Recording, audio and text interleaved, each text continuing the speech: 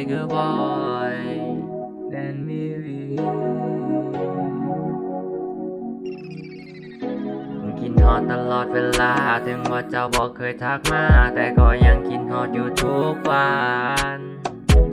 กินฮอดจนแทบเป็นบ้าที่ไอ้นั้นหลอกทักไปแต่ว่าเจ้าบอกเคยสิตอบกลับมาที่ไอ้ทักไปเจ้าบอกสนใจ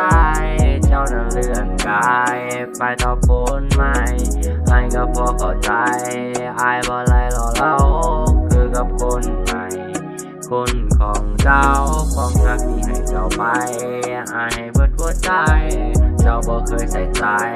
ทุ่มเทหมดทั้งกายให้ไปหมดหัวใจ